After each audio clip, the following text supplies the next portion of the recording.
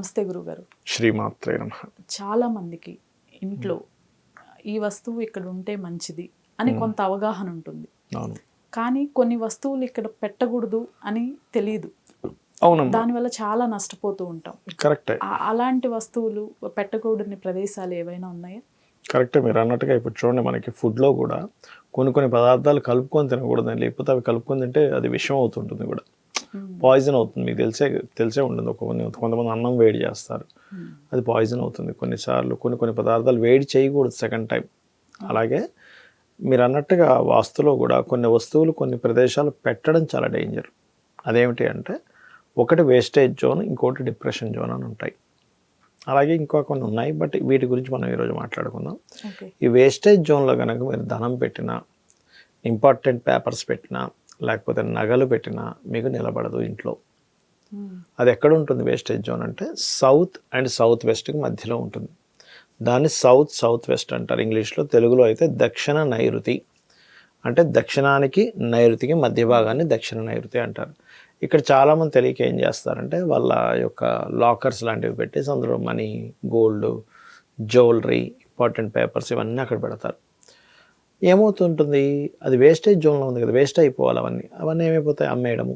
ఏదో బిజినెస్ పెడతాడు, వీటన్నిటిని తీసుకెళ్ళి తాకట్టు పెడతాడు బంగారాన్ని. ఆ బిజినెస్ ఏమో కలిసి రాదు.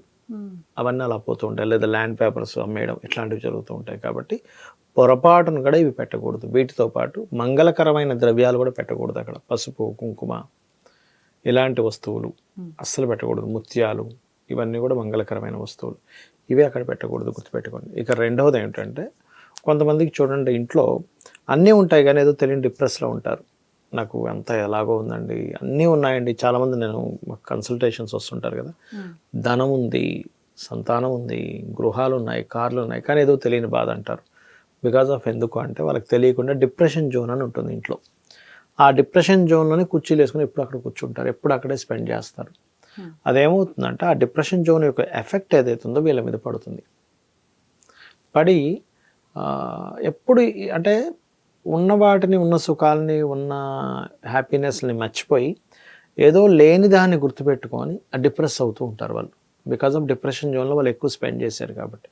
వాస్తులో మేము చూసినప్పుడు ఎక్కువ ఎవరికైతే డిప్రెషన్ జోన్స్లో మంచాలు ఉండడం, వాయువ్య భాగాల్లో, ఇది పడమర వాయువ్యం అంటారు దీన్ని డిప్రెషన్ జోన్, అంటే వెస్ట్ నార్త్ వెస్ట్ అంటారు దీన్ని.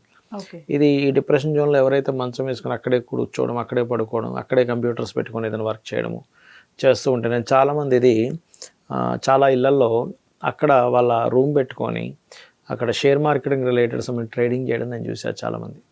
ఇక్కడ ఒకటి, ఇందాక నేను వేస్టేజ్ జోన్లో ఒకటి. అక్కడ చేస్తున్నప్పుడు ఏమవుతుందంటే వేస్ట్ అయిపోవాలి కదా, ఎఫర్ట్స్ వేస్ట్ అయిపోతుంటాయి, షేర్ మార్కెట్లో డబ్బులు పోతుంటాయి, వీళ్ళు ఒక రకమైన డిప్రెస్లోకి వెళ్ళిపోతారు. వీళ్ళ ఆశలేమో ఏదో రకమైన ఆశ పెట్టుకుంటారు, నేను ఇన్ని కోట్లు సంపాదించేస్తాను, ఇంకేంటి అసలు నేను ఆహా ఓహో అని. తర్వాత రివర్స్లో జరుగుతుంది. దాంతోపాటు డిప్రెషన్ జోన్లో ఉన్నందుకు ఇంకా ఎక్కువ ఇబ్బంది పడతారు. ఇలా డిప్రెషన్ జోన్స్లోనే ఎక్కువగా కూర్చోకూడదు, ఇది గుర్తుపెట్టుకోండి. చాలామంది ఇంకొంతమంది ఏంటంటే అందుకే తప్పక ఉత్తరంలో టీవీ పెట్టుకుంటారు, కానీ ఉత్తరంలో టీవీ అసలు పెట్టకూడదు. తూర్పు ఈశాన్యంలోనే పెట్టాలి.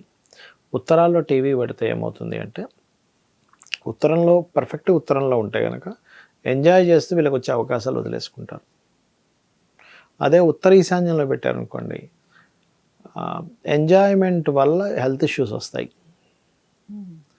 ఈశాన్యంలో టీవీ పెట్టారనుకోండి ఉదాహరణకి, ఎంజాయ్మెంట్ వల్ల వాళ్ళు ఏం చేస్తున్నారు, వాళ్ళు ఏమి ఆలోచించాలి, ఏది తెలివిగా నిర్ణయం తీసుకోవాలని తీసుకోరు. అంటే ఎలా అంటే, ఇప్పుడు చూడండి, ఇంట్లో ఎవరికైనా ఇంట్లో ఈశాన్యంలో టీవీ ఉందనుకోండి ఎవరికైనా, వాళ్ళు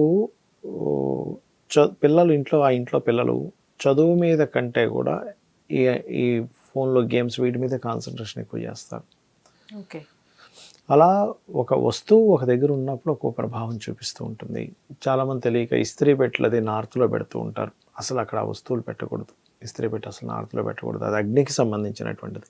చాలామంది తెలియక ఉత్తరంలో పోయి కొంతమంది చూడండి సింగిల్ రూమ్స్లో ఉంటుంటారు. వాళ్ళు ఏంటి ఏదో ఒక పక్క ఇలా పొయ్యి పెట్టేసుకుంటారు. చాలామంది తెలియక ఉత్తరంలో పెట్టేస్తారు, పొయ్యి తీసుకెళ్ళి అక్కడ వండుకుంటూ ఉంటారు. వాళ్ళకి రూపాయి మిగలదమ్మా. సో పొయ్యి ఎప్పుడు ఆగ్నేయంలోనే ఉండాలి. లేదు ఇంకా సెకండ్ ఛాన్స్ అంటే వాయువ్యంలో ఉండొచ్చు, that is the second option చెప్పారు. ఇలా ఏంటంటే కొన్ని వస్తువులు పెట్టకూడనివి. ఇప్పుడు నీళ్లు తీసుకెళ్ళి కొంతమంది సౌత్లో పెడుతూ ఉంటారు, అది అగ్నిభాగం, ఇది వాటర్ ఎఫెక్ట్. వాటర్ ఫైర్ పనికి ఆ రెండింటికి పడదు, అగ్నికి జలానికి. కాబట్టి ఏంటంటే ఇట్లాంటి తప్పిదాలు వాస్తవం ఉంది కానీ ఇంట్లో ఈ తప్పిదాలు చేస్తుంటాం మనకి తెలియకుండా. ఓకే. సో ఈ తప్పిదాలు ఎప్పుడైతే చేస్తున్నాం మనం ఏం చేస్తాం తెలియక ఇంట్లో ఈ గోడ తీసేయాలా ఆ గోడ తీసేయాలా అని చూస్తాం కానీ డబ్బు పెట్టే దగ్గర రాంగ్ రూట్లో పెడుతున్నాం అని తెలియదు.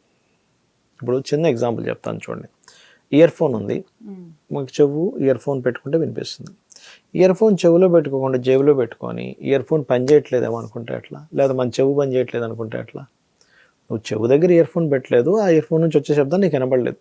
నువ్వు జేబులో పెట్టేసుకొని ఫోన్ ఆటోమేటిక్గా ఆఫ్ ఆన్ చేస్తూ ఇందులోంచి ఏమి వినిపించట్లేదు, మన చెవుకి ఏమైనా ప్రాబ్లం వచ్చిందా, ఇయర్ ఫోన్ ఏమైనా ప్రాబ్లం వచ్చిందా అంటే ఎట్లా? పెట్టాల్సిన వస్తువు పెట్టే దగ్గర పెట్టకపోతే కూడా దోషం వస్తుంది. ధన్యవాదాలు గురుగారు. శ్రీమాత్రే నమః.